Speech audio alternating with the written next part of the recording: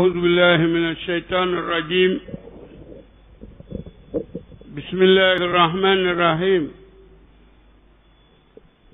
اللهم لا سهل إلا ما جعلته سهلا وأنت لو شئت لجعلت الصواب سهلا. اللهم أفض علينا من هدائن رحمتك وانصر علينا من هدائن علمك. اللهم افتح علينا فتوح عارفين بحكمتك. اللهم إنا نسألك كما علمتنيه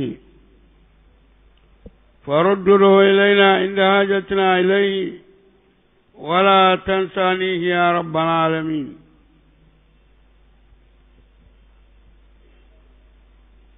السلام عليكم ورحمة الله تعالى وبركاته. كبيا ملومبا على أبالا بولي سيدة أتلا تفاوين أرزانا دادة سيدة لتنبتا ألنا أبال بكبان روزي umbong waldana umbo wulisina darnga sozi farda de kujo nable ardana umbilana de sokuna sofala kujuni katede sosi tede alafia kubia la duana jewa suru kwande la zila tambata budaro kadazulo sos malwana alo abalbu kuban sabo kibilam sokwa ibunadre kulis kabana sola dabje kujo buejo ekabeda. يقول تعالى أعوذ بالله من الشيطان الرجيم وأنكحوا الأيام منكم والصالحين من عبادكم وإمائكم يكونوا فقراء يغنيهم الله من فضله والله واسع عليم. وبيا ملومبا سوكو جوندو ومتنا دادي كورو متنا داسسي maluamba abala dila kukare di charla de dilahi yewayo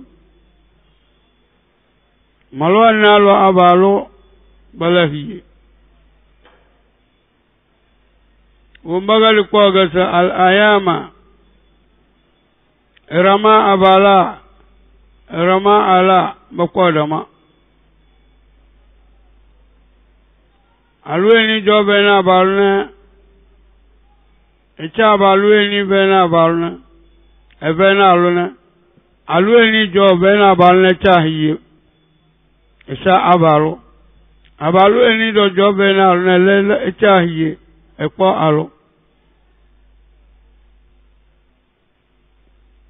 ayama umboba jo hiye feina abalu go jo do bilbili bena hiyalo etare de solo so yuhi yalo kawambengi yuhi edela la taside arzana de tumada lega hiyalu jo ebena hiyena etare de la hiye yuhi edela la bitasido min arzana da umbura so gedi sal qur'an namle diyu amfane Quran keda ku jowe ku fozida dunya na lahira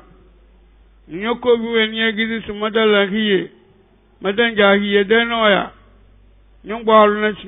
sinjete ngwado majoma ne namade nyoko bu alu nyegi sai ye sa manjo blama beze manne namade madam biza bala de sar denoya mirngal milen kinge so yojuwa ya ويا بالا ببينا على نبلغي على ببينا أبالا نبلغي ورغبت أنكحوا الأيام منكم ددا رما إليكي والصالحين من عبادكم وإمائكم الصالحين ومغبان بيزي hiye dabauta abalwa mezi bengalo alwa mezi to hiye dana labauta dila ku karlu ko da madandam ككلوا ويم من عبادكم ده يوم دو كليتانو يوم وانا يوم بالا بچا اما اكم يوم على بچلوه بكتلو بدوا ويم era bala na la bingilin tenda yengi yepai beve kozo kuro ten jabla de la doroze edanga jabla samada zolege bingilin na buana bideze bila kuro wang matiga zise nyakono fukara umoba jorande abalaya alaya abege kadamburtu yennaga ba joble bezo bekelma dozilide bezo yedon dasis alusis nawe bine abege bi yennaga bin dowe ki yedelan ka ben gilim yem balaki yeyo mbala ko roga si yungni humullahu esozu semo de tinga si panawa arziki min fadlihi emude ko robewa omude ko ro ku jow daga mo se panawa de kebe de fintim bondu duga wambe sa arziki dina o alhamdulillah do man ne bi den darigo yu matli sublaga jo so wa gena suble we gena su ko gona arziki nye disi de tumarna na tisnyo de nye dande ade disi so de tumero dulinya la doro darnga lana bala wen disi de bukata son dulinya la doro zala na bala ade gizi na kizi ikuna da talna da kabin ne da itawe ni si le da na the way la danna fa sei ado lord kapsi jo satu ekin na ni da kunyo miniu yere ko biya malomba ala abala dedinda mabsanala kare so de matrane ogo ya dane adane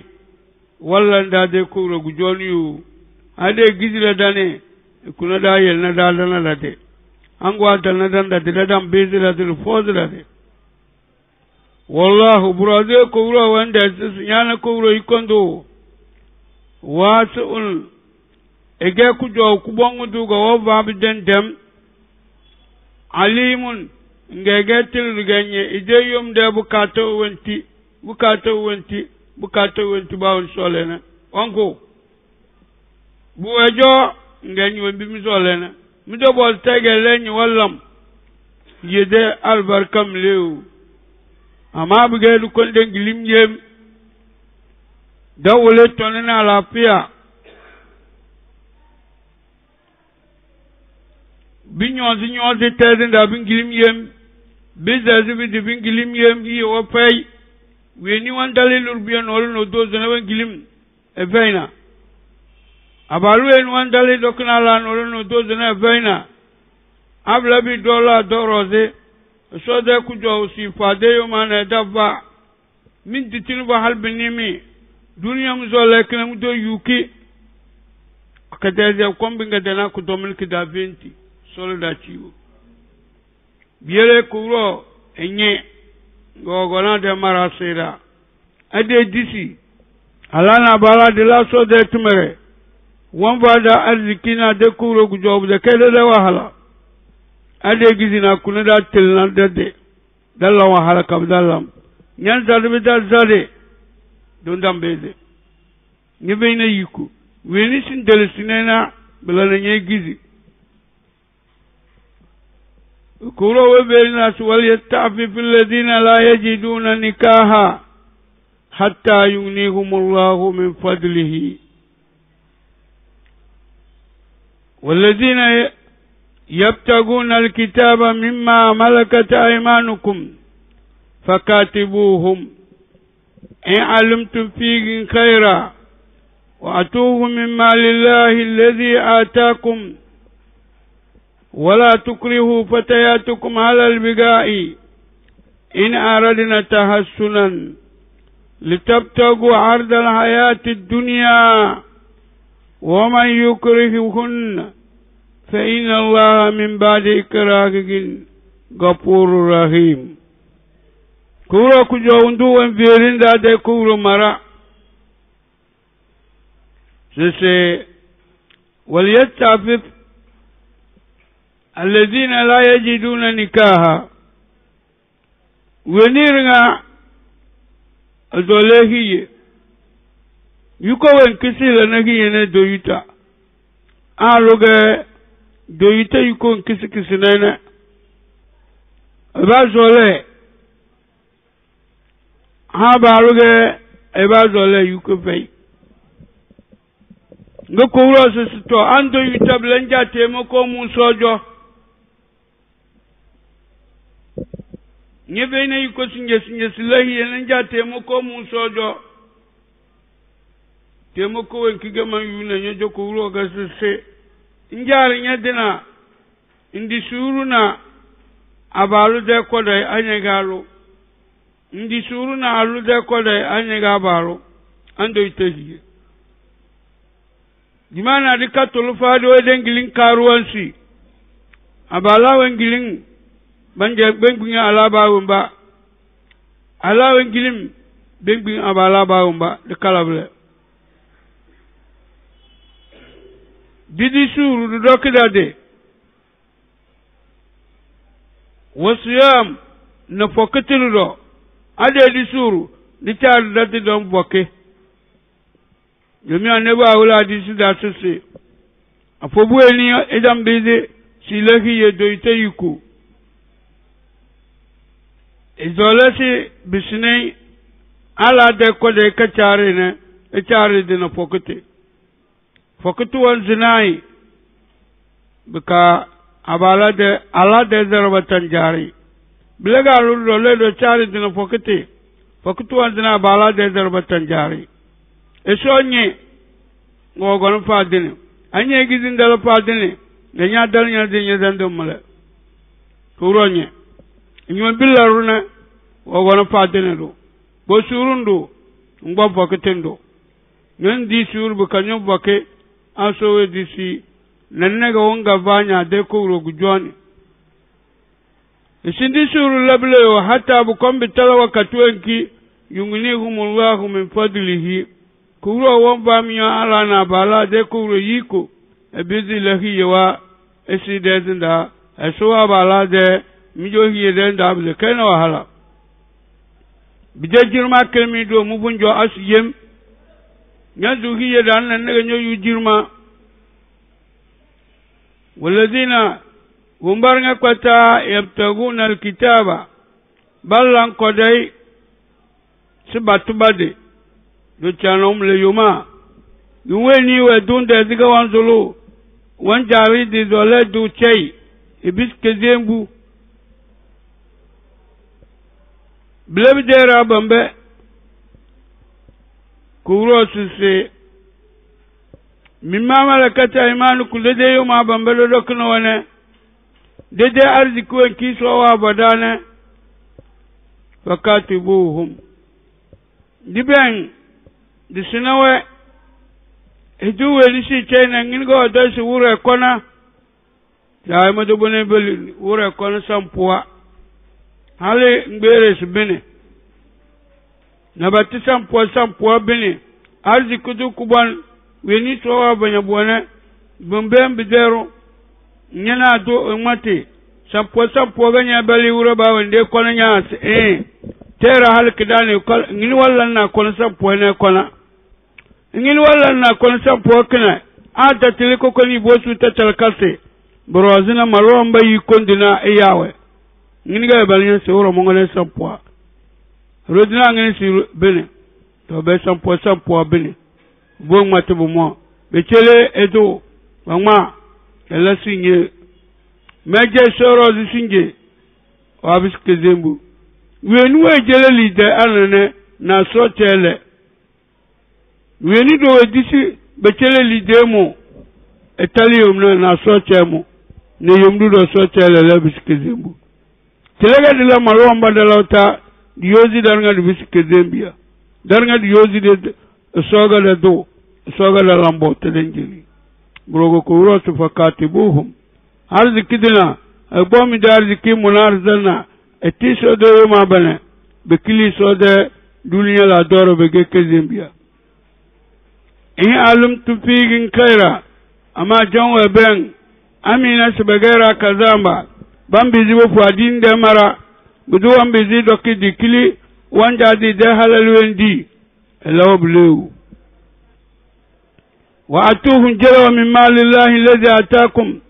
asodar dikwen kwa vamine kinable jalaw batenabadi bede yumti so abani arziki woro ko dosi min malillahi alladhi ataakum si so dari ko da ku bondu wentu avamine asa nyana aro nyana ga su foto su kudonse do bijade man biru kulmu ga min bole ya do chano kubana on bole lori na mun bole lori milani ngol ben cheni wono lo tenda de kala ro kudunde cheni le ben ba lo ro kudunde hale ko ni bisi on varam e ko ni bisi do woni ne bombole na ele de wen durina kabar nga ke kulmu ga bagala zaman kulmu ga bodama worga cheni wo li de debata chen toyu nga sa so de ku jowo ba na ba ke ba fi finige era de fi finige ga bo yu na li de ga dan nga do la doro wen si toga ka da murana bazondo ama binu wala ama abdala katare ortoyu to biele sedu ko yu ga chele so ila ko ros min malillahi so deli de wa vamine adaga lizi chele de yoma kamnyo yu kujo min malillahi alladhi ataakum arziko kwa vami efuzi ki chelmi silara min don yu bide ke doni ga nyo yu na ngo bide ke loni adon na baro ba galinya don alon na baro ba galinya tele na loni amma bodo yu ga so go chelnyona to bisinake nyanja na so de kujo nyanja na so de yuma kuro wedatila na go gona se wala tukrihu fatayatukum ala albiga'i in aradna tahassuna mide biya lewa ekadu watirase ikwa melan campagne mi wolwe kilim mi wolwe balanjo bole ekalam de biya lewa blew balere nga cher igona jabale kiwo ase koda elera ba fobiero be kidinen bangmare kinadu bazere ya sibidati maro pe kozo nyingila pobchenjo be kozo yu nkala mbala skuro we gizi da cha nano kona ladi na mi dadi kadumi tonyon kadunyade nkalunyadi karwa suda nyingila balande sisa leti nkala aleti fena mubu borsinya deru tige kuro we gizi chana na kona kaduwe biya ala ngubiya lewa kadubade ala biga bengilim ini aradna tahassuna nyobuso legi yedidare bunenzi na muyo kote sa aichonane hal balben awa dakiteni da tili picheni da tili nyadi kilimle de kala ade zole siriya bubane siriya dana mbalege ekala wable ekadu ezelani abala dezelani kadu echare mbala abazole hi yedisunu hi yedezindayo kuwa sidiko kondalan koleli tabtagu ardala hayati dunya andunia de mani ga mazole sima banyale wanari ziki anya zule jode vezi kuwa si hey ekala bide kode yu edan jana ga nyazere semana nan mbala wazudi ndana na lidamu dan naye nyodo dan naye nela teli de nduta vala lide ni de nduga be dava nela table وبلنا كورو جدي كلا بلا بدأ كوديو أراد الحياة الدنيا الدنيا داي ولا ليدة دكلا كودي كديال دبي على كذي هي ده زندا سو اسمه أسم بنجارني دقة أني أتنيا بالكو كارم بايو نيجا ولا نا كوكاري سنة سوهي يدانا ده كوكار دانا سو باي وما يكرههن ونيرنga وجدي امك دبو دوي لكن كده بينسي نينا بدوا عليه دونا ومي ما انا دونا اسي نبين دولي يا ماما بين نيابي نبر فيما جو اسان ande agegege ngongala ko kare natinga gber nyade subhanallah ruwan berede bukaso verli dendina min malillahi alladhi ataakum so deli denda we no alladhi famine gal dila natmare wande ko kalno wambe ze kabade nyebu mu wonay ko si kabade bele ka so si kabanai kaso wan ber nyene si kalable zolegi yene le sudehi yedana dikala li de ko de di ko biya di telese baso fose bide ka dezia benga jelimi cenji ikon ke gbele ko dom benna ko solla ciwo agale da pangula garga kuju tinjarade gara dala karakara fu bazi super sim da na biya sige sai pasinyoci warazam bidasina rogo bogoro kunobla bugo zuma su beke dey bokole ba so loranda den ngom bodo jolo laga bile da biti ban wontu wa ware woro lega agalina ble nyama dikole dikati sinumbaw aler degele disi ki charra ti chokotono bade da dana jo nabur fay adi kulunu da bondo kulo ga fejo mana soga na mano ba passenger lora kan kidana tungbala wogan jade ogogoyu bilawa balaga kuro we gizi adu balere ga dala suki yedana basne yo usuhi yedana litabtangu ardal hayati dunya an dunya de kamulo aklega dalan kodai ne de zalodi yeki go boboga da kazeze bi gamsu ntina nyo tawno ko midina sutiu bisa kulmu koko nyino kulmo bondo na yo titalo na kulmo takanta kulmu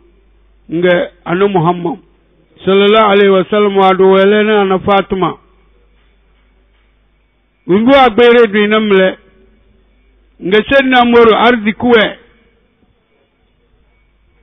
senna bakar arzikuwe senna bakar wannan unikidiu moro wannan be arzikidina senna usman wa alwa arzikidina ka senna aldehiye ga subala madina senna bakar na senna murbe benda modo anab de fer kana suru daruna medina tatina yahudu arzikidina bane banda sanu muhammad de buga bogbo na do ngas ala risulukuma ele do yoto ejehi malaika jibril ogon firma sibambongo bok kisama bakade kinga den sama ga dalan gwirke blana wambi mana sibulnam la sibokon be kwalen namaga medala umma boyo su kon ki kwalen namaga ama la kare ga cerba da bizi bala kare ni kinga ne katerni ka kulmo kom wala ne yebe cele abalus be cele alu sada ci katerni ka kinga ne katerni ka fay ne to sada ki singelena as Qur'an da wa ganyanye suro kinya balan na tinaka kulu wallahu se tleganyanye se nyede sada kimle singelen delna bon wullin de loke kanyene mijo awron de nya wole ga wa dele lakne e de sadaku wo zulki yedegi wala halal Qur'an sura kulum ke terni ka kulumo singe be hiyewa balere si bisi e de kilim e bisi kokotiti na kolno bo koy e wonay ko nga badige de kaba e wonay ko badige do bijadu agoro nyo chawno ko min law tagewe e do yu bro kuro we gidio wala tukruhu dayo ko nana chana de kadu tilase fatayatukum de biya lewa alal bigai tilim ina araduna tahassul abalani abazalahi ye chaw bal du fubora siru basuba tohiye danayo worgodo zole silitabtagu ardal hayati dunya arzole dunya de bagbere doga badu dije do hey la kanu dikalable wa man yukrihuun de dawen we gidiga wala ble bidu de wo goyu do koyu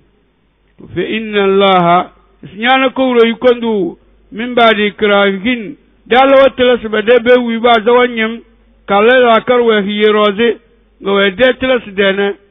e de woro wa puru so wan jangile rahimul ni le gunyon ama bi gam nyow mbam yele dene mi dina bi dem busur nga cer do nyow na buli jinde awo bo ko nyam baru kudia nyow na fanam akibo kala saro nyow dan dunya nyoku dunya bare ko be bena ben jenya kokul ibad yoma de durwa badan jankila sefare so de durwa ga bam jam astaghfirullah wan jam bi ganyaro yonga nyala saro ci verey awon bonyene ngati awon bro bego e jenanya bimo to ba se fare to biel na service la ka dande wel nana de biya nana de tom dige ton kala dige sojo rode bi di berkate ci wanga jadu en bitabu fuina ko ni sugi yedanana kede ngini nga balagiye bimbino ane bagal na blaga chano balagiye bando alubi sa kulmu takanta kulmu duniya na kurfai sinye beda biya albarka biya nare zole karne ko bana o jombana hiyo kikide karawa giliyin tedindana bakwere tete bilamle hiyo kila kara pa ira ko bakwere abula karna aluna bala bata dama na ruwe juwalle da kai leri ada bata dama hiyo kinkiya na badana ruwe juwalle ya ko na gidi so wa bungi zina da kai ko bana bana dan jarla de adan gidi di folo de bina ba da da sara solda ciwo wama yekruhun weni nyegidin du nyogu tila si dewe wi ci boka jana kon ba koy buka wandal sar bezo la balu ya balu ibo nintin jona de langene awe de bi de fa inna allah nyana sawru kubani mbadi krahina milangi tila si woro dewe wi ga puru so wanjalle rahimi ni da kunya mabiga minyo yella sawru kubani eni dada kunyomin dini alquran de matra di nyozi chawro mbiela ga hiyo da wata yela namla do joga belena sotar da wahala so tiga bara wal qad anzalna ilaykum ayatin mubayyinatin kuros atika muwe gedisi ikeleda dana da zai ba kai annabi Muhammad sallallahu alaihi wa sallama halan duniya koro ayati de ko mataran dindinde mubayyinati patuma bi zakana ruwan jade ishuwa ba mati ay fatima ga bi jambe bena ruton bozi se kendi shuwa mle ngina da mati hiye kana tete belamle balagi yeb ko wor du nge bi gombe nga dana bielne kubiyo malomba anya na so an matom ele de ko ro ko azena duniya ga nyi won bikilanne didi suru du puso de tom bodo pe de fe bawo garse la nyo bodo pe bilange nya dani de kidimi ze katu maute dijerde mutu te mani do len jel zalim birnya da kirnga peño lokate tumisa ngum man di bietan do to biya sababo doge tabde kawodo to de talai we dalma usi biri da sallam le kirnga ku gabsade tu biele li de ga do le du ko de pe na sopada koro si mo ga disiblega mu chel da batuma aya wan dindi wan matuwe berinda wa masala mu kaze mu feda min alladhina qalu min qablukum chano mbade tom ba bunjawna nginga bila ngina da matrona billam bila teltine balagi yeb ko wordulu ki dala ko koro dala ki de sotiga ki yerama de kable sesum benga zira angina annabi yusuf sodera ela tambata rode wa kisatu maryam nana maryama abalu nginga edehi edebolo gobo alu nginde ge edehi edebolo gobo na bilabi da kadulu nyanda binde na ragmatila na sede hiyelona sinyidana na isa radiyallahu anha ardana dala aban jade dunya da ardana dala ben gilimne balaga amaka be won bide hiyo agalana yale de ke sumay ziraga ke bokalana solo da ciwo bilana ba dawo be la korlo de mati ko bure mati do eduwe odu may zira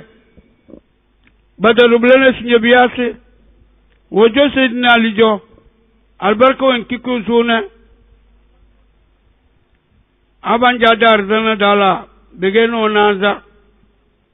yala bojo dunia balagi yetumere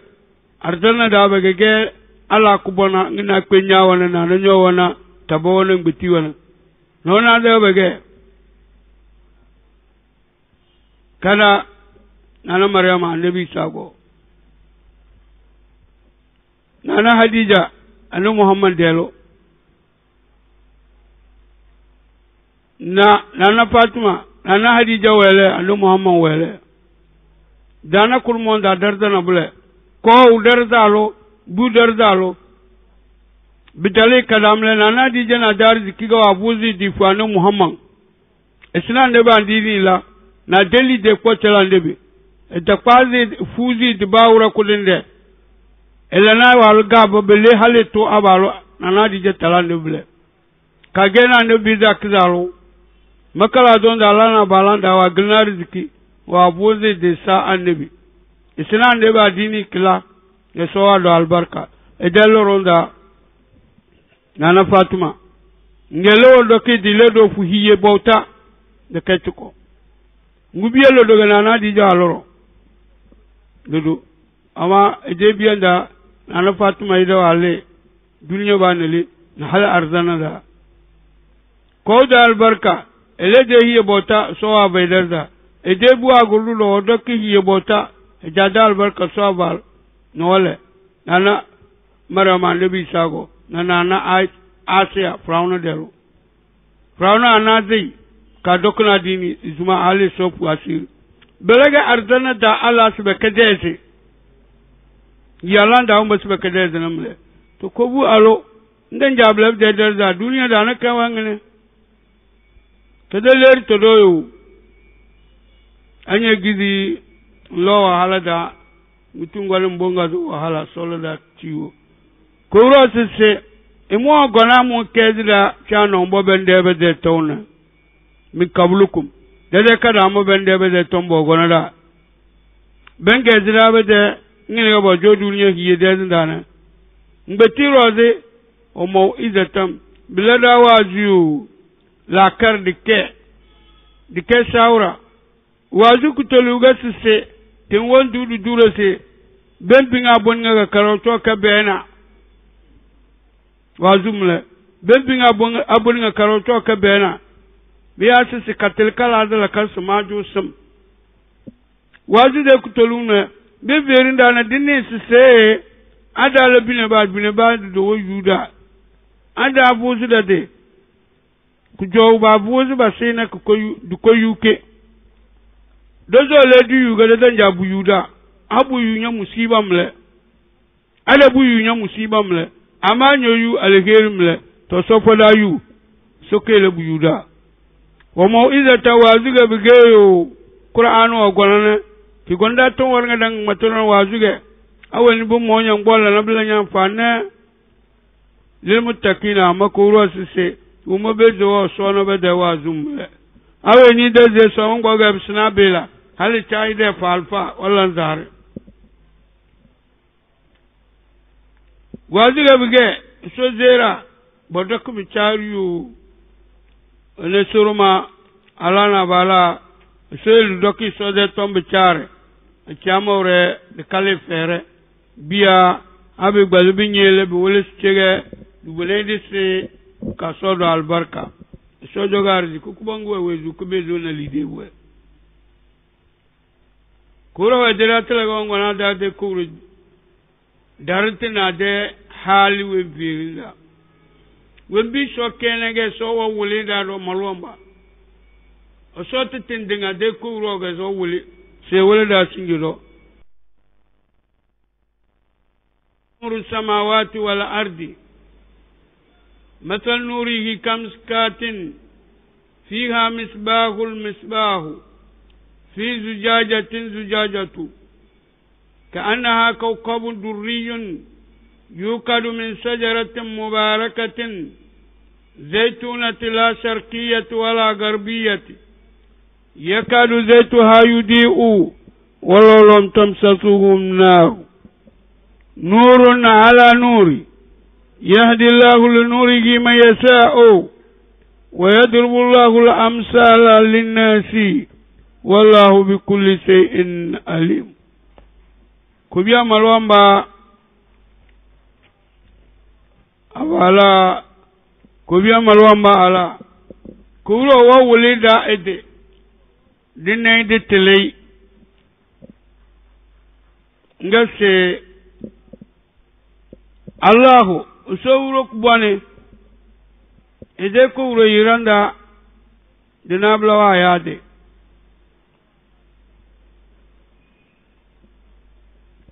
kolombe milna tele na alfaludu na ni dozan salanal tuzu Allah alfawa galana Qur'an da hatta jillahu samia nyenna so de men sunam le Allahu kunodo dinablo adana diyade ndan na duniya da bai yaro sa Allahu biya siga sahib donjo so peno me suna abilati taha fasedo bana tasgiri du chikoyo adadan jadiya Abdullahi so de yum apply abu wannan ci koyo yumtu bidon jon je yaru sab Allah be duniya da bible biyen la ko wuro yi kon dum lew yide jine kawai nga bidon jodina de me sunable na du tosi dan bi zidi yu yide ga dawe bidon joba yaru Allah tisi to ngene do yu de me suna nangin tanna ezra ne bilal ezra na so ezra fe duniya da din na so yide ga da bizi du ko di tele rubuto dia ngene bin jona dia de ko rozati e de ko ro de ma ma chuamle Allah sawro kubane kujo undu nuru samawati wal ardi enable yi kondu askedu samal banda enable adala donda samanda enable yukondu weyeli ku samanda nga pay bang betir nga wende bijo alafia adala donda ludo danable yukondu weyeli ku bang betir nga wala adala donda bijo alafia ikeko ta'ala ede ko urada kakawe vele nurun ashawar nga pai wa hujubuhu nur rido wo bo dode ko rozati e gajo pele wende rozir kenyina na wembi rido wenti bodo nyantolo tinangadala na trenga pai aske ndam bizi bina soci ci koyo ga duniya da ce awusu wa gaya cike zuwa la hacuko abadan ya sinzin bayan wuse mintina tunwa yan beze ajiran da sir bezir bayan wasu bulana o dokala sebe we to ble ko ro zatike a cewa gillo min bidon joro zire rosi biyara da Muhammad sallallahu alaihi wa sallam wa gba samalbe fela kuwaro na kelle kuwro solega wa yayine ubune bawle arzanna ba kawle jahannama deze arzanna deze ina malaka jibril e wole bendelo khadija al qawl wa lanyake ifunyora siri e cho bida ko na sanada bawra ko den doyo nay ipoda manar nga kelinya nyatla aluna rusei wetel na se be mko ro alena arzana we ko ro wa banana dija arzana dana hadith wa da ba wulse annabi agbado be na alfulofulu wajan itis e banyera da Allahu akbar wowi waza so wuro kubane nyala makujow nyala duma tekas mande lofu mora sino ko ro nya beraliki ka dasta o duniya da to ngilim banga di bisa ku banga arzana da hiyalum le to bunum biira ne bo gone kibe wallan fawe ne tabu bozi sisse nyabana asomle anabi ngasnurun ala nur aske tase astedo ana ara ngina bilana mane bilan jo aske agel don jorum ben pour halin tek foto desra pay badala de kanable ko ro webir nda ci Allahu nuru samawati wal ard so dana danda aske da sede sokuro aske da sede kuro masal nurihi iskuro yikondu de aske indal mu'min malwan we lezi sona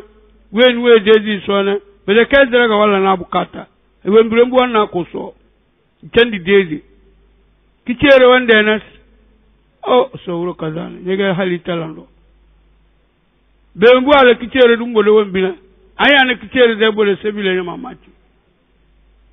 aro wombole kubuleni na ra sala ko donga be ko zobudi to blega ala de ko mamachi wan din duniya la doro blega so de urkazane wanna nana idezi so de ko ro bitambite wana so de kadre adre de so de la botikatele dalam duniya chobdalam alo bu fulande musage ko ro taba jabal tur sinaro ena ko ro dana ene ko biya malomba rode wen brewen dezi soge njantele sbey ena yikondu ena na arba bena kilew wa lingmania e jodea ay blogo bera so wala yakullahu kufuwan ahad o so pena kilew na ruyo ngo engezina do bikaza dede bidalam yelna ko ro yikondu wini dina yiko adana so dana ena blas chedo kazot tindinga sekuro bina Qur'an verinda sisi masal nurihi edeko ra'aske kamiskatin fiha misbahu fi zujajatin ka'annaha kawkabu durriyu ulawan kabaya ka kawkabu durriyu na jamanya de uro sinamen dimle haro duwa goni talawa kizalo tenedi koni wan jazeble sino won kade alchewen dana wulo won ka kallene nin kalle kowe nge kade alchewen ya lazu wembina ngini ga wala na tele utandele kade alchewen ya lazu na debor urfe wan tele biyere ko wulo yu kondu de kuro yuko be benge zina ina buru biase se achiteda ngbonge zina na buru bikazana kuro dewe bibiga na sai le afawa siru yele na fede ekpo ichele so soge achedu ina na arba dangi tanzadi amma wani benge zira li takribul azhan de la karwayu bipa nege bewlo yuro sinemendi nambe kada cewa ku kogo jo wala sundana ko agal kada cewa de wala sirnga kada cewa de wala sirnga benabla benge zira sise engina ampulo wa lelele do eda ati dawri be ampul na fulumnu wen bubu akdana wen bi so wa baro ngwala hale ko do ampul da bubul mabla nyala nan dele ampul na kura nya ben kude tur binda sila nya da mbiri de fu anya gede bun biri ga tu ngala sal ci won ku ko nene ci ko yom lekleble nginga ko ro zati denge adu min shajarati tew ko jonda na jingaro ba ka lampul nyana alciwaya burganade tilo burngable na benga zida ra dul da cege feno kulmo kel ko kom le dul nyarga kanna tedirnga kana la dasirnga yilma dal fa solay gafara famul baku doya madina de université da nyan jawba bene andale ndana tenu fitala nuvu tele de formana jawnyong ade wure chende nuvu na de dalli de université da de nguko foloro ndaga ketenda dabade le karawor lu pon ba ngefino won folo afa dalawudi afa sa mo dozi la noro fono won folo mo le terrain ndaga mu bono sawo bien ko bien marwan mo na tele so de kuru yuko fenoga rwa na bile widible so de ku jogo dozible tilawaga dina bila da amfani de tele so bi de kar ko de ngezna na turwa ai de katile kuro de kuru yuko da weberin sise yukal min shajarat mubarakatin ateo albarkange ngina zetuni de teo ngina de ci somu teo broge forawe gid kubana abungi be kabel somu domi somu de biya logo biya fulande mballan num kini rabata num de tinga na di bere wagana abuige forawa da bide biya balla num bimbini bozo na fitela chano karsun taleta aboyi ballan fitila ne nunga bando ba milin bi kabadu kabunzo binna ba nele na sarkiyatu wala garbiya faran ba nele binnaga yakadu zaitu ha yudiu walau lam tamsasuku nur je tul tini tintide numde asce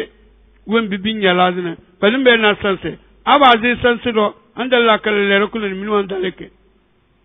bado so bete tesman tes bo bono bodo ni min cho bolni bito tu tesanse nda ama wen bi so wala ki kinyeledi ne wen bi so wala ki dolen min na sakul mu nyandu dul minwan zo to biere ayakne kirdanga sukoro za so we disi ton wenti tu wana muna dona rana bare ba joda yini dugo biye tembaga ama adinde ko de charewe ban jadingina da su bata sa amfani ku bonge biye kira so disi dangam se ayakan kroze ada dakina na tumere le dawo bilo zole na bena dazolo so ro ku bane enable yi kondu we ni wan va yi kona e fada yi ko fada dama bizil tel kira lafiya kirora atala tamle tara lafiya na kamse de ayakin groze kuro wen veris nur ala nuri yahdi Allahu li nurihi man yasha emude kura askeda bodos malwan wanna nana sona iwen brendane kina bla wande dina malwan ne so malwande tenuni ledana nas tekinge so da tena na bena so de ba nga kidi bisi temni achemle rudezi so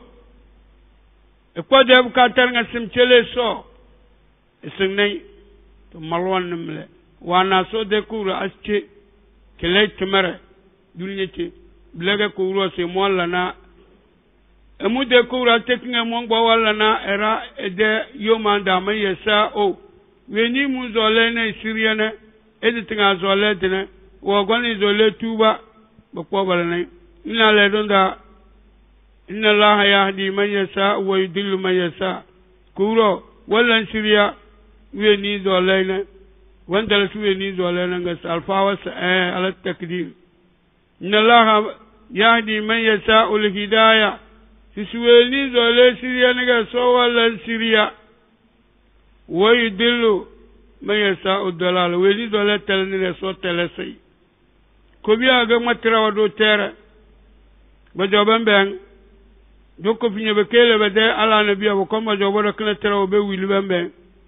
نبرو يل دنيا دم كاتو بجوبن راديو وا بوغبن جادي سيريا سو ولا مبل سيريا انا بل كنا سيسنا سبن وا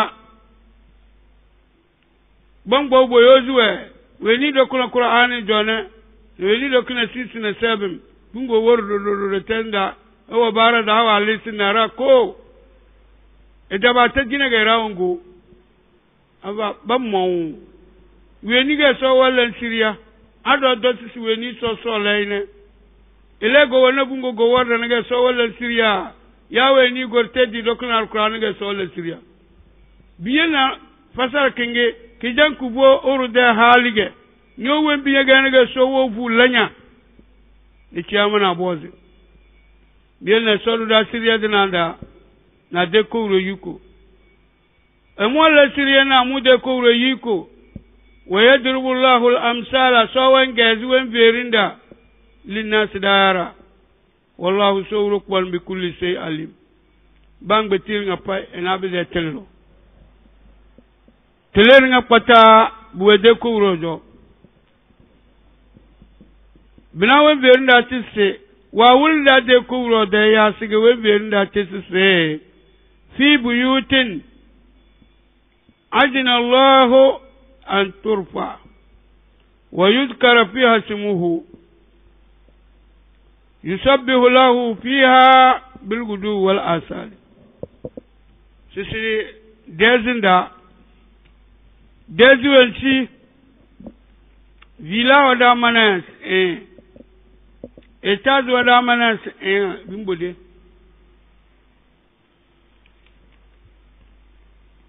ai tekwetiga da gadem veles tombo da mere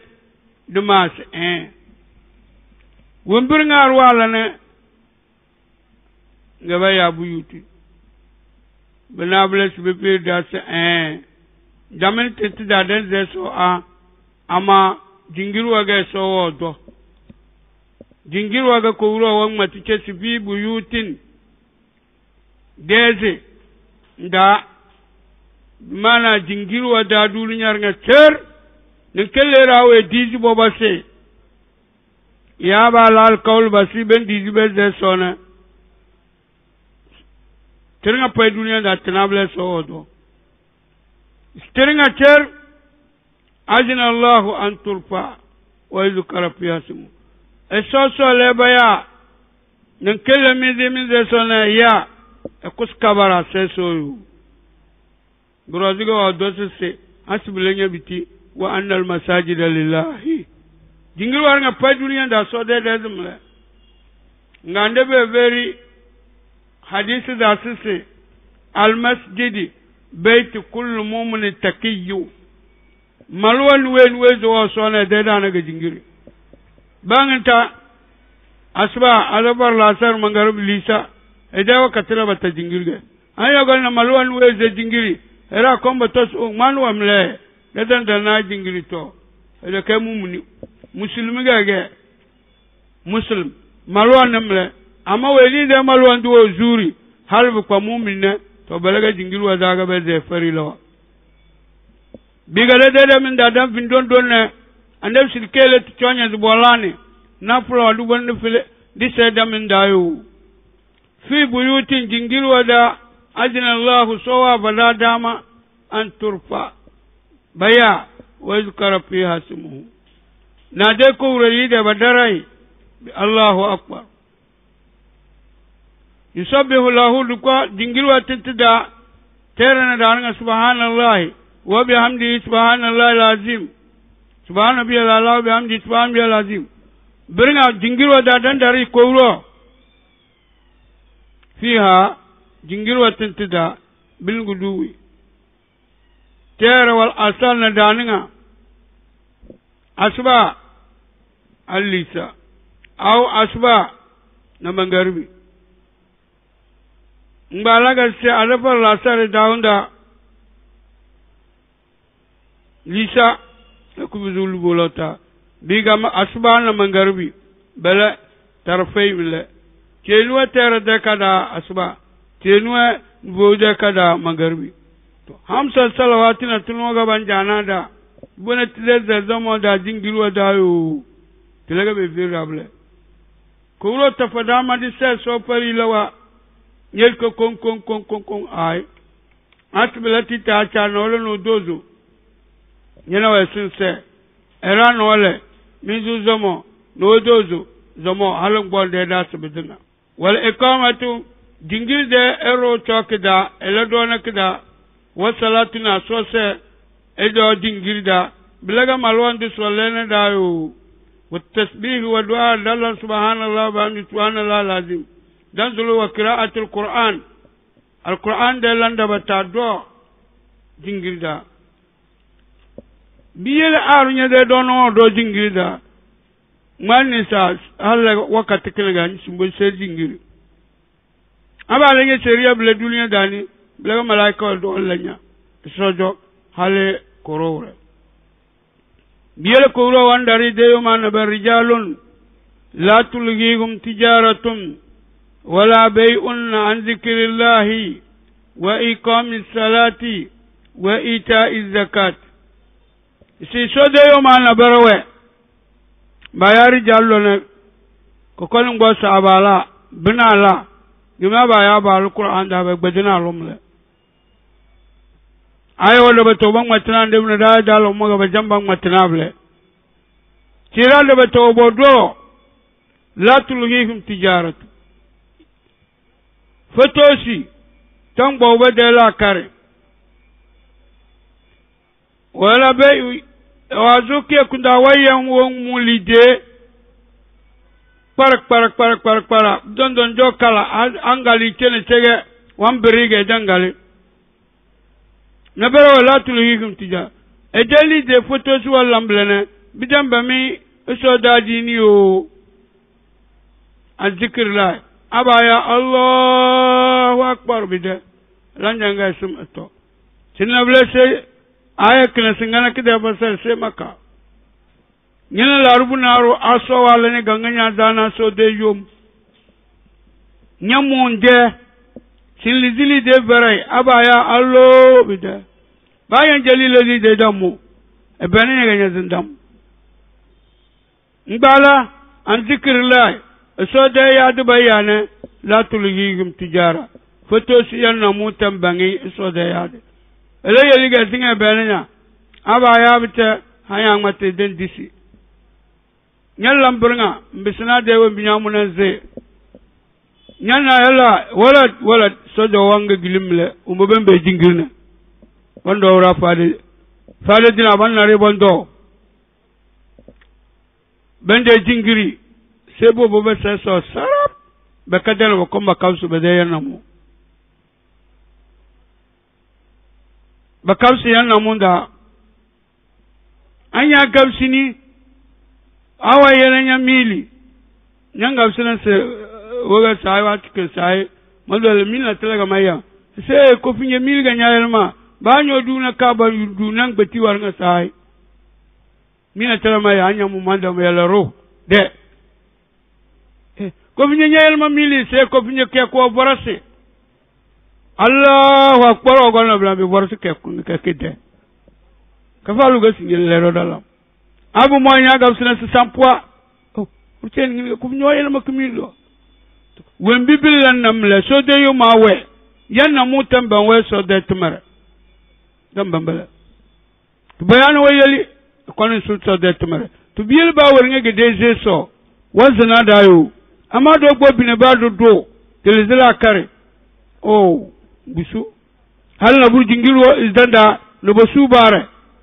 bo komba ya la sare bare zira sema le dani ya hal wanda ka bare to su oh anyo gon na bulam be ko so se kubana kurbasum tiba benini biyele yanna moto borsu bele yadi de welesi wa ikamu sala so se azfar la tar mangarib lisa suba bidan bawe wa ita zakka bidan bawe zakka fare bana be de foto su la bal de zakka ide je sa me je zakka bundu ngalide ngalaga se khafuna banni nin dare yawma nawura tatakallabu fihi alqulub wuro wende wembe biye wondu ke wal absar zambia fere ba nu kuju luze ade wasu mi se ba fere ne be skul biya ne chewbiya de rezi tawre aba go bana wa gale ba se mo dokle takarroro to bitwazu biyamle biyel ne so fara kuju nini so talada tiroro aso uruk bane kujo ndo wa ko sira lafia e fada kide arziki jadi na nyono wezina alafia tonenda tedi societe da alafia alajua na jewa so de temoko lazwe boba alafia bokona alafia bas viento kutenda nga pa so da bulanda malwana lo abal bukubani so ni ba nde widi ba nde solondo de bukato wa so ku tilbawni lezira pere dunya lahira ted kubana sino ted kiti billa na tedi to go to ala plene so sino chilo sauro dana kazama chawjo bile so sino kubana billa la kutala plene chilo sauro dana kazama fo be de kubondi de kidim e ka ko nyonse ba we daya de yo maben uro fo be de kubondi de kidim la pia be benda do nyede yo ma na alheri sir